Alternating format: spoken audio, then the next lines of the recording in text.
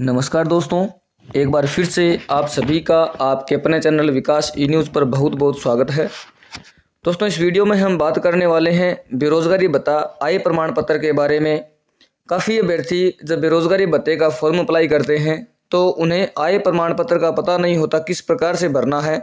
छोटी छोटी उनमें गलतियां कर देते हैं और गलतियां करने की वजह से उनका फॉर्म जो है उनको सेंड बैक हो जाता है।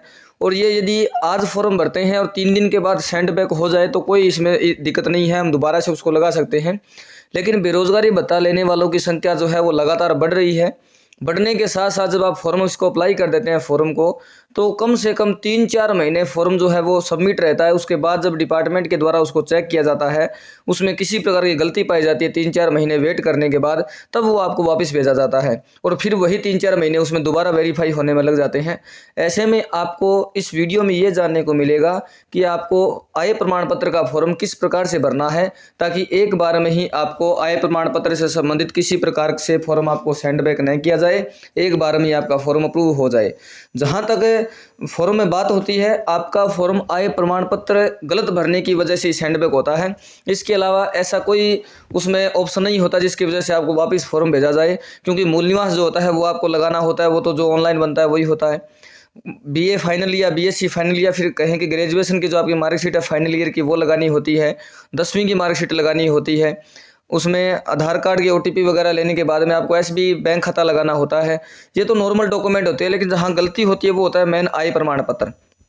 जो इनकम सर्टिफिकेट होता है वो काफ़ी अभ्यर्थियों को भरने का पता नहीं होता। जल्दबाजी में उसमें जो पूछा जाता है उनको मालूम नहीं होने की वजह से उसमें ऐसे ही कुछ लिख देते हैं और लिखने की वजह से 2-3 महीने वेट करने के बाद जब फॉर्म आपका चेक होता है तो उसके बाद आपको वो सेंड बैक कर दिया जाता है।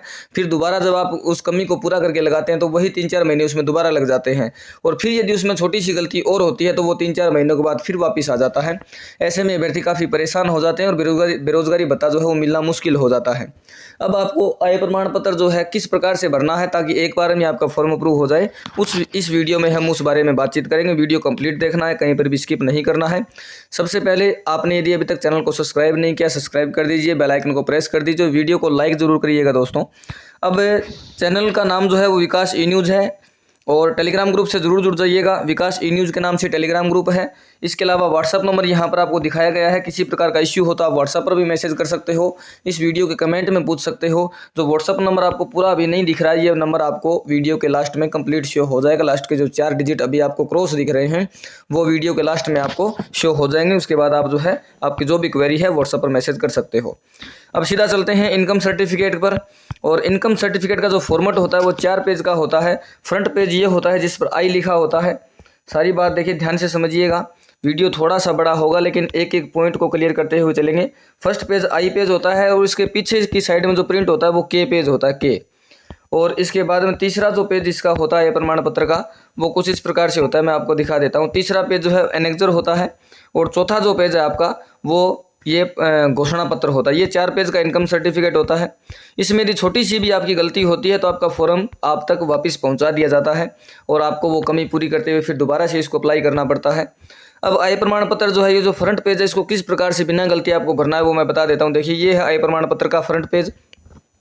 इसमें कंप्लीट रूप से जानकारी लिखी हुई है और यदि आपके पास ये आय प्रमाण पत्र नहीं है तो इस आय प्रमाण पत्र को डाउनलोड करने का जो लिंक है वो आपको वीडियो के डिस्क्रिप्शन में मिल जाएगा। वहाँ से आप ये फॉर्मेट जो है 4 पेज का आय प्रमाण पत्र डाउनलोड कर पाओगे और डाउनलोड करने के बाद आप इसका प्रिंट आउट लेकर के जैसे जैसे मैं बता रहा हूँ वैसे आपको ये फॉर्म भरना है। अब सबसे पहले आई जो प्रमाण पत्र है, आई जहाँ पर अभी मैंने बताया था 2 होते हैं, एक तो आई होता है, एक के होता है। तो सबसे पहले आई की बात करते हैं। और यहाँ पर जो ऑप्शन आपको देखने को मिलता है, यहाँ पर आपको फोटो लगाना होता है। प्रमाण पत्र में ये रहा आई प्रमाण पत्र आपका। यहाँ पर आपको नवीनतम फोटो लगाना होता है। यहाँ प्रार्थी का नाम लिखना होता है, यहाँ पिता का नाम लिखना होता है और यहाँ पर वो एड्रेस लिखना होता है जो आपके आधार कार्ड में लिखा हुआ है। कंप्लीट एड्रेस वैसे का वैसा आपको लिखना है। गांव का नाम आपको लिखना है, गांव है तो गांव का, शहर है तो शहर का नाम, तहसील का नाम और ज़िले का नाम बताना है। आपकी जन्म दिनांक बतानी है, जन्म स्थान आपका कौन सा है, जैसे आपका जो गाँव है वही आपका जन्म स्थान है वो आपको यहाँ लिख देना है। और उसके बाद आपकी उम्र यहाँ पर बता देनी है कि डीओबी के अनुसार जो है इस जन्म दिनांक के अनुसार आपकी उम्र जिस समय आप ये आवेदन कर रहे हो उस समय कितनी हो रही है, सिर्फ वर्षों में बतानी है। जैसे आपकी उम्र यदि 26 वर्ष और 2 महीने हो रही है तो आप 26 वर्ष सीधा बता सकते हो, उसमें 2 महीने वगैरह ऐसा लिखने की आपको आवश्यकता नहीं है। उसके बाद आपको मेल या फीमेल यहाँ बताना है, पुरुष है तो पुरुष वाला यहाँ लिखना है, महिला तो महिला यहाँ लिखना है। वैवाहिक स्थिति आपको बतानी है, आपको विवाहित है तो विवाहित लिखना है, अन्यथा अविवाहित है तो आपको अविवाहित यहाँ पर लिखना है। धर्म आपका बताना है, आपकी जाति बतानी है और उपजाति बतानी है। जाति में आपकी कैटेगरी जो है आप बता सकते हो, ओबीसी हो, जनरल हो, SC ST, और उपजाति में आपकी जो उपजाति है वो आप बता सकते हो। और क्या आप राजस्थान का परिवार, क्या आप और आपका परिवार जो राजस्थान का मूल निवासी है, आपको हाँ है तो हाँ यहाँ लिखना है, और नहीं है तो आपको नहीं यहाँ पर टाइप करना है।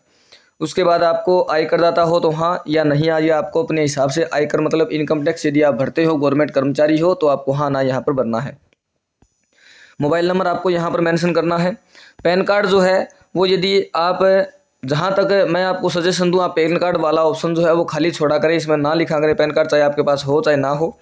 3 नंबर ये आपको खाली छोड़ना ही है। यहाँ पर आपको लिखनी है परिवार के सदस्यों की डिटेल। ये जो ऑप्शन दिख रहा है ये सबसे महत्वपूर्ण ऑप्शन है। कुछ अभ्यर्थी क्या काम करते हैं, पिता का नाम लिखते हैं, माता का नाम लिखते हैं, खुद का नाम लिखते हैं। बात यहीं पर समाप्त नहीं होती है, ध्यान से समझिएगा। यहाँ पर 7 कॉलम बने हुए हैं।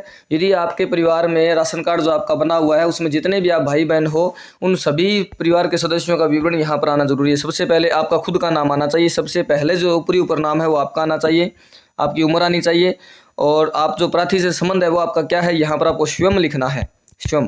उसके बाद व्यवसाय आप क्या करते हो, आप कोई लिखेगा कि मैं स्टूडेंट हूँ, कोई कहेगा कि मैं कुछ हूँ, तो आपको यहाँ पर बेरोजगार लिखना है, बेरोजगार। यदि आप आवेदन कर रहे हो तो आपको बेरोजगार लिखना है, और आपकी आय जो दिखानी है वो नील दिखानी है, या आप इसमें 0 भी लिख सकते हो, 0 लिख सकते हो, लेकिन जहाँ तक हो सके आप इसमें नील लिखने का प्रयास करें, नील। और उसके बाद में पिता का नाम लिखना है, पिताजी की उम्र लिखनी है, प्रार्थी से संबंध लिखना है, पिताजी, पिता। और व्यवसाय की प्रकृति, पिताजी क्या काम करते हैं, कृषि का काम करते हैं, दुकान, मिस्त्री, बेलदारी, जो भी है आपको यहाँ पर व्यवसाय आपको बताना है। और उनकी वार्षिक आय बतानी है, मंथली नहीं बतानी है, 1 साल की इनकम बतानी है, 80,000 हो, 90,000 हो, 1.5 लाख रुपए हो, कितने रुपए वो आपको बताना है। फिर माता की डिटेल यहाँ पर मेंशन करनी है। इसी प्रकार से जो परिवार के अन्य सदस्य है वो यहाँ पर मेंशन करने हैं। और कुछ अभ्यर्थी ऐसे हैं जो 6 कॉलम जो है कंप्लीट हो जाते हैं और सदस्य परिवार के 1 या 2 सदस्य बच जाते हैं, तो उनका विवरण कैसे देना है। इस छठे कॉलम में ही आपको परिवार के, मान लीजिए 5 सदस्यों का विवरण आपने दे दिया, फिर 2 भाई बहन यदि और बच गए तो उनका इस 1 कॉलम में ही छोटे छोटे अक्षरों में आप नाम मेंशन कर दीजिए। उम्र दोनों की अलग अलग कोमा लगाकर पहले वाले कैंडिडेट की यहाँ और दूसरे वाले कैंडिडेट की उम्र इस साइड में मेंशन कर दीजिए। प्रार्थी से संबंध बता दीजिए, भाई बहन जो भी है। व्यवसाय, ये स्टूडेंट हैं, अध्ययनरत हैं, पढ़ रहे हैं या कुछ काम कर रहे हैं, ये आपको यहाँ पर मेंशन कर देना है। और इनकी इनकम भी आप नील बता सकते हो, या कुछ इनकम है तो आप बता सकते हो। जहाँ तक हो सके पिताजी की एक ही इनकम आपको बतानी है, बाकी सदस्य जो पढ़ रहे हैं उनकी किसी प्रकार की आपको इनकम मेंशन नहीं करनी है। अब आपको यहाँ दिनांक लिख देनी है और स्थान लिख देना है और आपके हस्ताक्षर कर देने हैं। उसके बाद में आपका काम रहता है फॉर्म को नोटरी करवाना। नोटरी से पहले आपको इस फॉर्म को, पीछे का जो साइड है के फॉर्म, इसको और भरना है आपको। यहाँ पर आपको गवाह के पास जाना है, जो गवाह है, उत्तरदायी जो व्यक्ति है उनके पास जाना है। फर्स्ट ग्रेड टीचर होने चाहिए दोनों, या फिर ऐसा कहें कि गवर्नमेंट कर्मचारी होने चाहिए जिनके पास सील या मोहर होनी चाहिए। गवाह की जिनके पास मोहर है और गवर्नमेंट कर्मचारी, उन्हीं के पास जाना है। कुछ कैंडिडेट जो है वो सरपंच से साइन करवा लेते हैं, तो कुछ जिलों में हो सकता है सरपंच के साइन मान्य हो, लेकिन कुछ जिलों में सरपंच के साइन मान्य नहीं होते हैं। इस वजह से जहाँ तक आप हो सके गवर्नमेंट अधिकारी के ही साइन करवाएं जिनके पास मोहर होती है। ये काम जो है गवर्नमेंट अधिकारी का है। गवर्नमेंट अपना नाम लिखेगा, पिता का नाम लिखेगा, निवास बताएगा, किस विभाग में काम करता है, कौन सा पद है, और फिर आपकी डिटेल यहाँ पर गवर्नमेंट अधिकारी के द्वारा मेंशन कर दी जाएगी। और आपके परिवार की आय यहाँ पर उनके द्वारा लिख करके, यहाँ पर उनके साइन और फिर मोहर लगा करके उनका नाम, दिनांक और स्थान यहाँ बता दिया जाएगा। और एक थोड़ा सा सजेशन मैं आपको यहाँ और देना चाहूँगा, जिस भी गवर्नमेंट अधिकारी के आप साइन करवाएं यहाँ पर उनके मोबाइल नंबर आप जरूर मेंशन करवाएं। हालांकि मोबाइल नंबर का ऑप्शन नहीं है, लेकिन जहाँ तक हो सके आप मोबाइल नंबर जरूर मेंशन करवाएं, ताकि किसी प्रकार की कोई जो छोटी समस्या जो होती है गवाह में, वो भी उन आपके दिक्कत का सामना आपको नहीं करना पड़े। उसके बाद दूसरे गवाह की डिटेल, जैसे ऊपर वाले जो गवाह की डिटेल हमने भरी है वैसे ही यहाँ पर आपको भरनी है। इनके भी आपको मोबाइल नंबर यहाँ पर मेंशन करवा लेने हैं। और अब मैं आपको फ्रंट पेज दिखा देता हूँ नोटरी किस प्रकार से करवाना है। नोटरी जो है कुछ इस प्रकार से होगा, जैसे आप फोटो वगैरह लगाकर अपने फॉर्म को कंप्लीट कर लेते हैं, तो गवर्नमेंट अधिकारी के जो आपने साइन करवाए हैं, एक तो वो आपके साइन फोटो पर होने चाहिए। और नोटरी के द्वारा जब आप नोटरी करवाएंगे, ये वकील का काम होता है। नोटरी मोहर लगेगी और ऐसे एक टिकट लगेगी। टिकट लगने के बाद ये जो सारा काम है ये वकील का ही है, आपको इसमें कुछ नहीं करना। इस प्रकार से यदि आपका नोटरी है तो आपको बेरोजगारी भत्ते के आय प्रमाण पत्र में किसी प्रकार का कोई इश्यू नहीं होगा। कुछ कैंडिडेट ऐसे होते हैं जो सीधा नोटरी की मोहर लगवा लेते हैं। रजिस्ट्री जो डिटेल है वो उनके फॉर्म में नहीं भरी हुई होती, तो इस संबंध में भी आपका फॉर्म जो है वापस आ सकता है। ये भी आपको विशेष रूप से ध्यान रखना है। इसके बाद में नोटरी जब आपने करवा लिया है तो तीसरे पेज पर जब हम चलते हैं तो तीसरा पेज एनेक्जर जो फर्स्ट है वो भी इंग्लिश में है। और यहाँ पर आपका नाम लिखना है, पिताजी का नाम लिखना है, आपकी डेट ऑफ बर्थ बतानी है, कहाँ से हो आप, डिस्ट्रिक्ट कौन सा है, ये बताने के बाद में कैंडिडेट का सिग्नेचर करवाना है।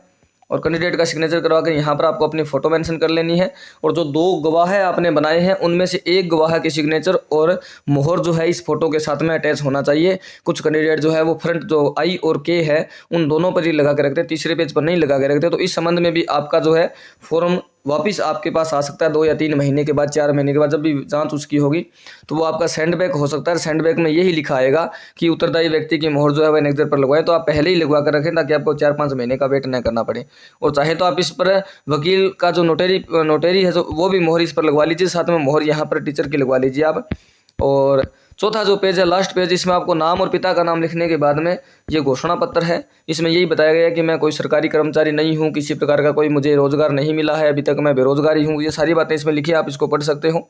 आपको नाम और पिता का नाम लिखने के बाद में सीधा यहाँ पर सिग्नेचर करना है। और इस पर भी आप चाहें तो यदि चाहें तो लगवा सकते हैं। गवाह जो आपने बनाया है, जो गवाह आपके सिग्नेचर किए हैं, उनके मोहर और साइन आप करवा सकते हो। और यदि नहीं भी करवाते हो तो भी आपका काम हो जाता है, इसका कोई इतना बड़ा इश्यू नहीं होता। तो ये है फॉर्म भरने का सही तरीका। उम्मीद करता हूँ पूरी जानकारी अच्छे से आपको समझ में आई होगी, अच्छे से मैं समझा पाया हूँगा। आपको कमेंट बॉक्स में ज़रूर बताना है कि आपको फॉर्म भरने का जो वीडियो है वो कैसा लगा, आपके समझ में आया या नहीं आया। ये पूरी बात आपको कमेंट बॉक्स में ज़रूर बतानी है ताकि मुझे भी पता चले कि जो मैंने वीडियो बनाया है वो आपके काम आया या नहीं आया। वीडियो को आपको शेयर करना है, वीडियो को लाइक करना है, और चैनल को यदि सब्सक्राइब भी नहीं किया तो सब्सक्राइब करना है। टेलीग्राम ग्रुप से जुड़ जाइए ताकि आपको बेरोजगारी भत्ते से जुड़ी हुई हर अपडेट समय पर मिल सके। अब बात करते हैं व्हाट्सअप नंबर की, जो मैंने शुरुआत में बताया था कि वीडियो के लास्ट में आपको मिलेगा। लास्ट के 4 डिजिट रहेंगे 3749, ये लास्ट के 4 डिजिट रहेंगे। इस पर आप व्हाट्सअप मैसेज भी कर सकते हो, लेकिन बात आपको वही पूछनी है जो मैंने वीडियो में नहीं बताई है, क्योंकि आप मैसेज ऐसा करोगे जो मैंने वीडियो में बता रखा है, आपको जैसे ही नंबर मिलते हैं। कुछ कैंडिडेट ऐसे होते हैं जो वीडियो शुरुआत से देखते हैं। शुरुआत में मैंने कहा था कि आपको व्हाट्सअप नंबर वीडियो के लास्ट में मिलेगा, और सीधा सीधा लास्ट में चलकर आप व्हाट्सअप नंबर देख लेते हैं, देखने के बाद सीधा मैसेज कर देते हैं। तो ऐसे कैंडिडेट के मैं मैसेज ज़रूर सीन कर लूँगा, लेकिन उनको रिप्लाई नहीं मिलेगा। ये आपको थोड़ा सा ध्यान रखना है। बात आप वही पूछें जो वीडियो में नहीं बताई गई है। जहाँ तक मेरे से बात हुई है, मैंने अपनी तरफ से सब कुछ एक वीडियो में समझाने का प्रयास किया है। आप थोड़ा सा जो है कोऑपरेट करें और वीडियो को शेयर करें, चैनल को सब्सक्राइब करें, वीडियो को लाइक करें। ठीक है दोस्तों, इस वीडियो को यहीं पर समाप्त करते हैं। मिलते हैं नई वीडियो में नई अपडेट के साथ। थैंक यू दोस्तों।